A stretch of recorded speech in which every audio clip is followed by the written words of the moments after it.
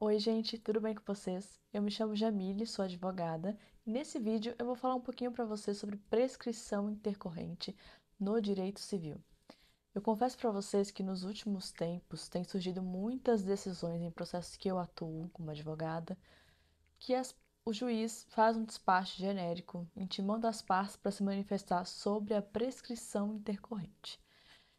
Esses espaços eles são bem genéricos, como eu falei, eles não dão detalhes sobre qual teria sido a causa do juiz entender que aquele processo haveria possibilidade de que a prescrição intercorrente tivesse se operado no processo.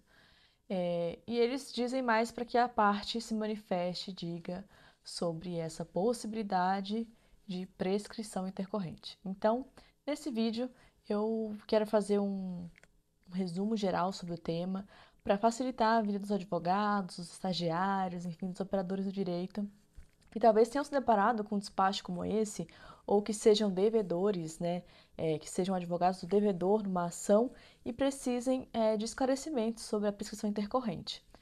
Eu já adianto que esse assunto eu acho que ainda vai dar muito pano para manga, vai ter muita coisa ainda sobre esse tema. Eu não acho que vai ser uma coisa consolidada, mesmo com a lei, a nova lei que surgiu, né? Nova, entre aspas, porque é de 2021.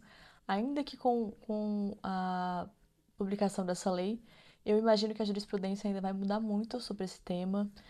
A gente já tem, de certa forma, uma divergência jurisprudencial em relação a alguns pontos específicos, mas nesse vídeo eu vou tratar de maneira geral sobre o assunto para você entender.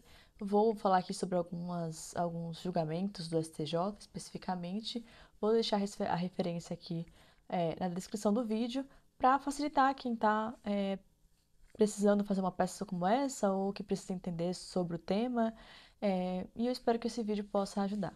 Bom, para entender sobre prescrição intercorrente, como ela está acontecendo hoje, na data da publicação desse vídeo, a gente precisa entender sobre três normas diferentes: o Código de Processo Civil de 73, o Código de Processo Civil de 2015 e a Lei 14.195 de 2021.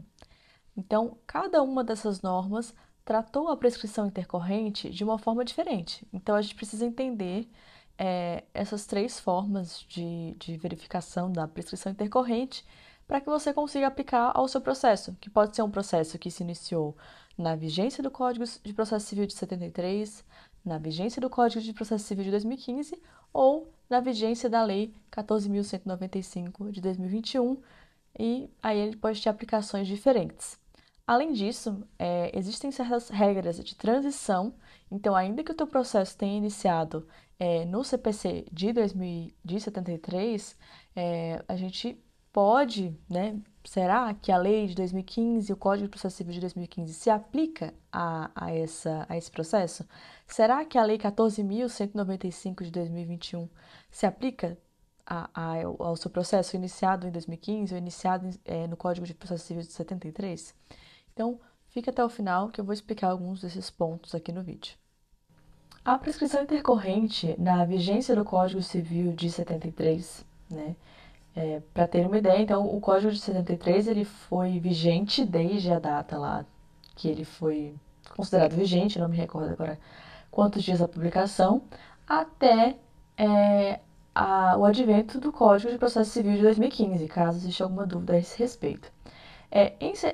Na vigência do Código de 73, o que se considerava era especialmente a desídia do credor em buscar pelo crédito.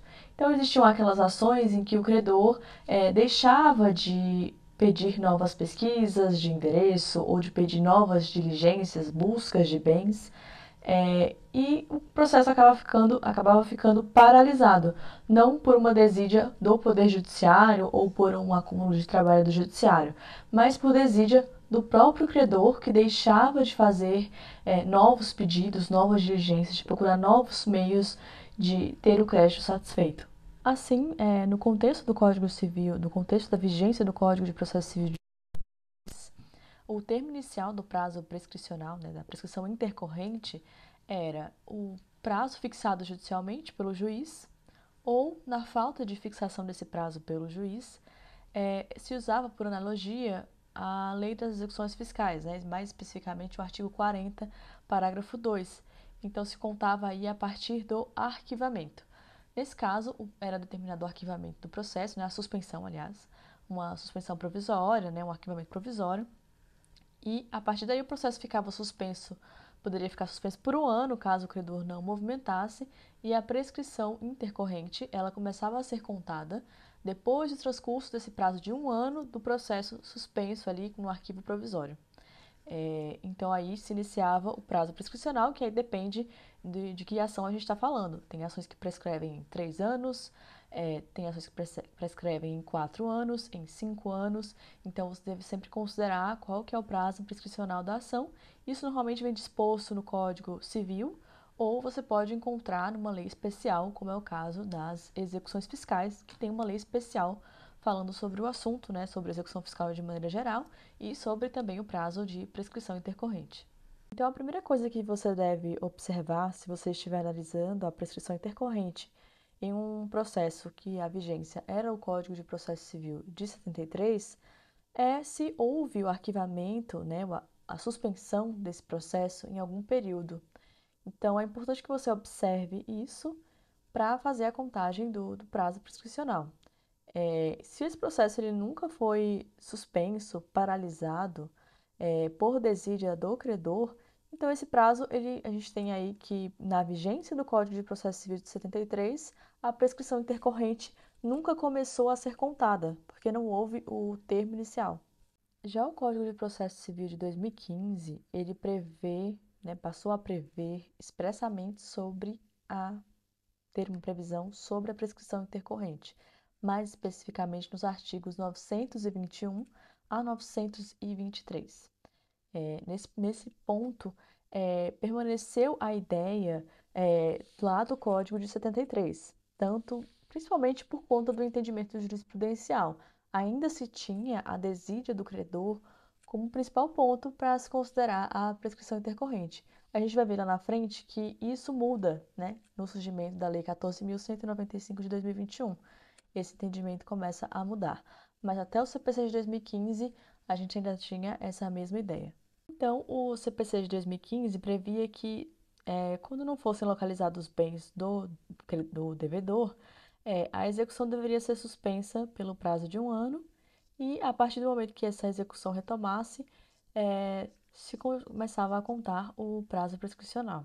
Já a Lei 14.195 de 2021, a gente percebe uma mudança na ideia de desídia do credor como ponto principal para início da contagem do prazo de prescrição intercorrente. Isso porque o Código já prevê o início desse prazo como a primeira de pesquisa infrutífera de bens ou de localização do executado. Então, a gente já tem aí um sistema que apertou ainda mais esse prazo, né, que contribui ainda mais para a chegada, para o início desse prazo prescricional, porque aí não importa mais se o credor está buscando ativamente por bens, se o processo não foi suspenso, não foi arquivado provisoriamente. Aqui, ele leva em consideração apenas que você não conseguiu localizar bens, que o credor não conseguiu localizar bens, que ele não conseguiu localizar o devedor, e esse é o único ponto considerado para início do prazo prescricional. É importante ressaltar que essa Lei 14.195 de 2021, ela foi publicada em 26 de 8 de 2021 e, no meu ponto de vista, pelo que eu entendi ali da lei, em relação à prescrição intercorrente, ela tratou de outros assuntos, mas em relação à prescrição intercorrente, ela passou a valer desde o dia que ela foi publicada, então não teve uma vacatio legis muito grande. Desde a publicação ela já passou a valer, né? Não teve para outras coisas, eu vi que tinham ali 3 anos não, 180 dias, se eu não me engano, tinha outros assuntos que tinham uma vacatio longa e um período de vacatio legis. Essa já passou a valer desde a publicação mesmo. Então, é importante ressaltar que se seu processo ele é posterior a essa lei, então já começa a valer as disposições dela em relação à prescrição intercorrente. Aqui eu vou tratar especificamente de um julgamento do recurso, de um recurso especial pela ministra Nancy Andrighi. Existem, obviamente, outras outros ministros, né, no julgamento, mas ela é a relatora do processo, que é o recurso especial número 2.090.768 do Paraná. E eu vou deixar isso na descrição para ficar mais fácil. Mas basicamente, a Nancy, ela diz que, em síntese, atualmente, iniciada a execução, a ciência da primeira tentativa de localização do devedor ou de bens penhoráveis dá início ao prazo da prescrição intercorrente. Essa não localização implica a suspensão da execução e do prazo para a prescrição intercorrente, que já tinha iniciado. Finalmente, o prazo da prescrição intercorrente voltará a fluir ao final do prazo de 1 ano de suspensão da execução.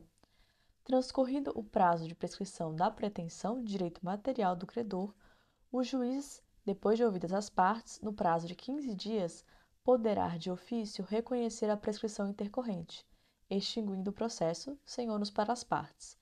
Tal é a disciplina atual da prescrição intercorrente. Qual foi o meu entendimento sobre a Lei 14.191 de 2021? Acho que eu não falei errado, mas se eu tiver falado errado, eu vou deixar na descrição a lei também. Basicamente, a ministra Nancy, ela aqui explicou que, a partir do momento que houve a primeira pesquisa infrutífera, seja de pesquisa de bens, seja localização do devedor, a partir da ciência dessa pesquisa infrutífera, dessa tentativa infrutífera, se inicia aquele prazo de 1 ano de suspensão do prazo prescricional. Então, eu vou contar 1 ano desde essa pesquisa. Decorrido esse ano, pelo meu entendimento, independentemente se o processo ele foi suspenso oficialmente, se o juiz falou lá, está suspenso por 1 ano, ou que esse processo tenha ido para o arquivo provisório, independentemente disso, esse prazo de 1 ano ele vai correr normalmente. Ao final desse prazo de 1 ano, eu tenho o início do prazo da contagem do prazo prescricional, da prescrição intercorrente. E aí a gente utiliza esse prazo, lembrando, é o prazo de direito material. Então eu tenho que observar qual que é essa ação, se ela é uma ação de execução de título extrajudicial, se ela é uma ação de cobrança de aluguel, se ela é uma execução fiscal, né? Apesar que a execução fiscal ela tem um tratamento diferente já na lei de execução fiscal, né? Pelo meu entendimento, acho que nem é aplicada essa lei. Não é aplicada essa lei. Então, a gente tem que observar qual é o tipo de ação para daí a gente fazer a contagem do prazo prescricional. Agora, em relação às regras de transição, né? A gente tem aí uma lei que entrou em vigor, né? Desde a data da sua publicação. Então, desde a publicação da lei, a prescrição intercorrente, as disposições sobre prescrição intercorrente já entraram em vigor. Mas a gente tem processos em curso que se iniciaram na vigência do CPC de 73, na vigência do CPC de 2015. Então, como que eu vou aplicar isso? Pelo que eu pude analisar dos acórdãos, que eu vou deixar aqui também para a leitura dos colegas advogados, estagiários, enfim, a gente tem que observar qual era o andamento desse processo. Então, a gente tem que observar se houve o arquivamento, se já havia se iniciado o prazo prescricional, porque a lei ela não retroage. Então, eu não posso aplicar essa nova lei, nem o CPC de 2015, em um processo que estava na vigência do CPC de 73. Então, eu não posso, de forma alguma, pegar um processo de 1900, da vigência do Código de Processo Civil de 73 e querer aplicar as disposições da Lei 14.195 de 2021 a ele desde o início. Então, eu tenho que considerar que até a promulgação, até a publicação dessa lei, a gente tem que considerar o que já vinha acontecendo no processo antes dela. E aí a gente tem que considerar a legislação aplicável à época. Então, o prazo prescricional, ele já iniciou? Pelo que eu entendi, esse é o critério. Ele já iniciou? Se o prazo prescricional já tiver iniciado, eu tenho que continuar contando ele da mesma forma da legislação vigente na época. Então, se era o CPC de 73, então eu tenho que continuar contando a minha prescrição de acordo com o Código de Processo Civil de 73. Se é o de 2015, da mesma forma. Agora, se esse prazo ele não tinha ainda se iniciado, e a gente pode considerar, então, que a lei se aplica desde a da promulgação, desde a sua publicação. Então, eu tenho que eu tenho que entender esse processo, a partir de 2021, o que aconteceu nele, para dizer se ele está prescrito ou não. É meio complicado, mas eu creio que se você, né, se não tiver ficado muito claro no vídeo, a leitura da jurisprudência vai ajudar, tanto dos que eu vou colocar aqui, como na descrição do vídeo, como de outras jurisprudências, tanto do tribunal, até mesmo do Tribunal de Justiça do seu estado, né? O Tribunal de Justiça de São Paulo, ele tem sido firme no entendimento de que a lei não retroage, né? A lei não se aplica a fatos ocorridos antes da sua vigência. Então, a gente tem que considerar todos esses pontos para cálculo da prescrição intercorrente, para entender se ela se operou no processo ou não. E eu espero que esse vídeo tenha te ajudado. Não esqueça de deixar um gostei, de comentar aqui o que você acha. Às vezes pode ter um entendimento diferente, um julgado diferente, e pode ser trazido aqui. Talvez eu não consiga acompanhar tudo, né, ou responder, mas fica para os demais colegas que estão assistindo o vídeo. E é isso, muito obrigada e tchau, tchau.